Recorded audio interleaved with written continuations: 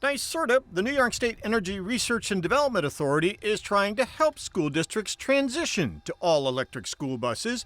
Adam Reuter, who is NYSERDA's Clean Transportation Director, joined us recently to talk about the state and federal EPA grants available to assist school districts in purchasing new electric buses. Electric school buses have a lot of benefits over gas and diesel buses. They're cleaner, they have lower greenhouse gas emissions, they have better health benefits for students who aren't breathing the diesel fumes that come out of the diesel buses. They're quieter, which actually a lot of bus drivers say really helps the safety of the students on the bus by helping them understand what's going on the bus and diffuse any situations and helps the bus drivers concentrate. So all of those, plus there are a lot of operational savings. They're cheaper to run and operate. There may be an upfront cost difference, but we're trying to help cover that.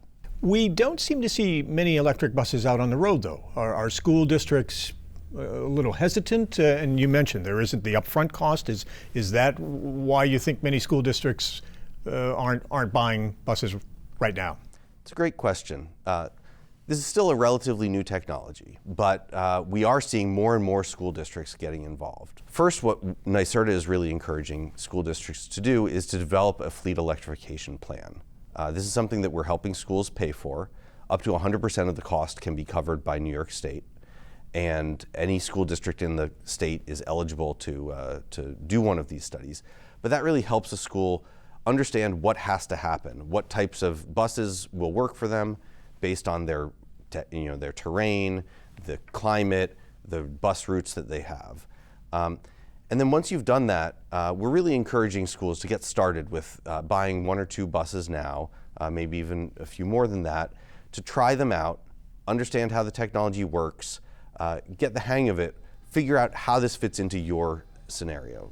We've done surveys of schools around the state to ask about how long their bus routes are. The average bus route, even in rural areas, the average bus runs about 70 or 80 miles a day.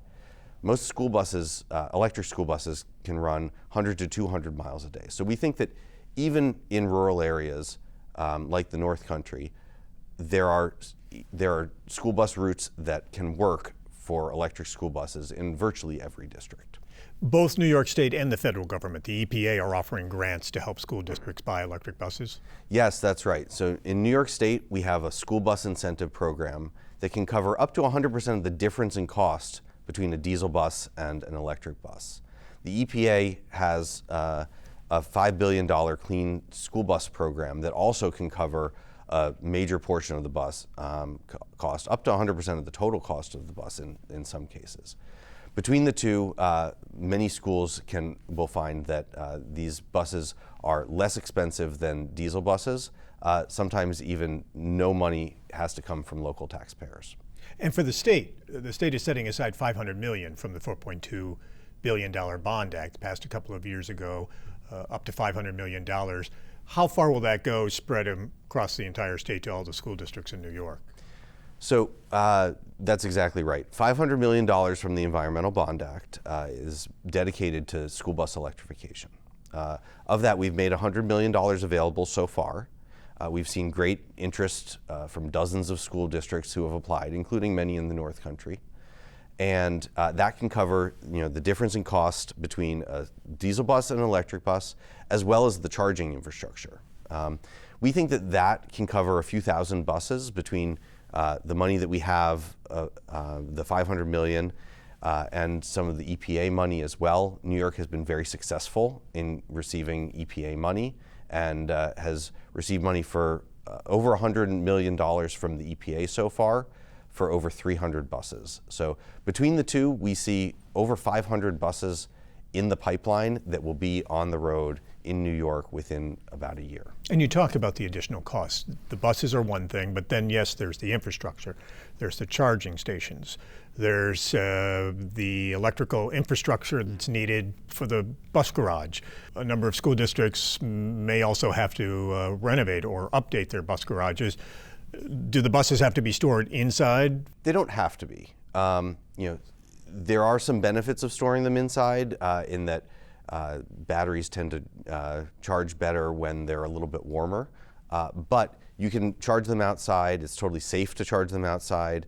And one of the nice things about an electric bus is that if it's plugged in, you can warm up the cabin of the bus, the heat for students and the driver, while it's still plugged in, so you don't have to use that energy to reduce the range as the bus is driving. So even if it's stored outside, one thing that we've heard from schools out near Buffalo and even out in Montana in the Rocky Mountains that have had these buses on the road through cold winters is that diesel buses often don't start up in really cold weather, but the electric buses do. So we see this as actually a pretty good fit. There are also there are other ways to improve the heating of these buses, and it doesn't just have to be stored inside. It could be outside.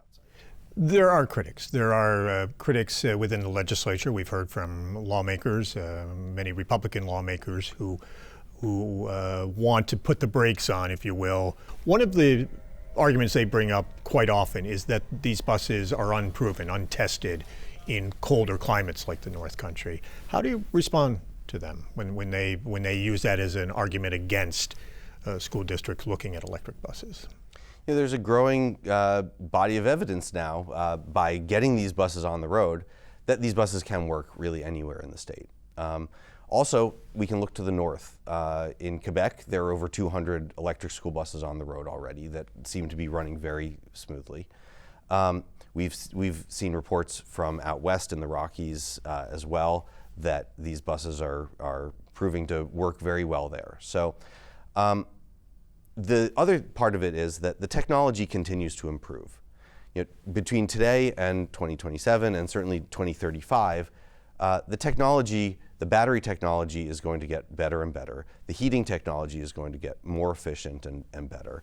So, where today a school bus may be able to run 100 to 200 miles, the battery technology, as the batteries get more energy density and come down in price, we will likely see longer ranges for lower prices. And that's also going to help meet the needs of North Country schools. And is the thought, as the technology gets better, will the cost of the electric buses come down as well? Yes, that's what we're anticipating.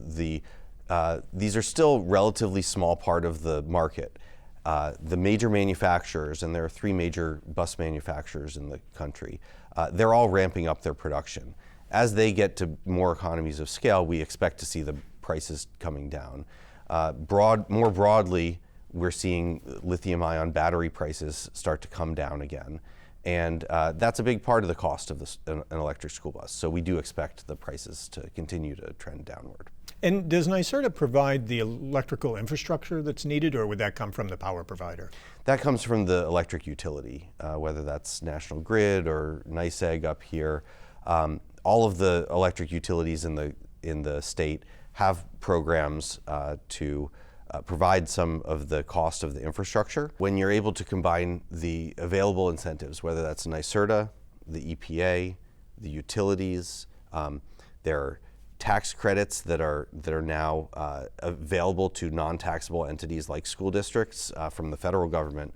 When you combine all of these, the cost actually is very reasonable compared to a diesel bus. And I mentioned earlier, there's also operational savings. So each mile you drive, you will be saving with electric. Because the electricity costs less than the diesel fuel or the gas that they're using in the buses. The Exactly. day-to-day costs are less. The buses are lower maintenance, the electricity costs less, and an electric motor is a lot more efficient than a diesel engine.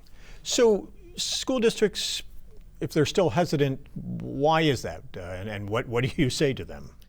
With any new technology, there are concerns and concerns about how it's going to operate compared to what you know.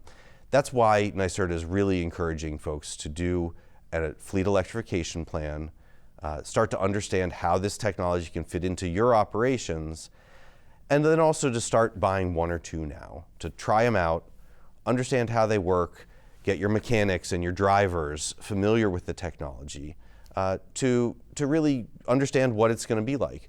You start to see what the operational costs are, how the charging fits in with your logistics, and really across the board, when we've talked to schools that have taken these first steps, I think there have been new things that they've learned, some new challenges that have cropped up, but generally I think they've been very happy with the experience and found that this actually really works very nicely in their operations. How many school districts here in the North Country have electric buses on the road already?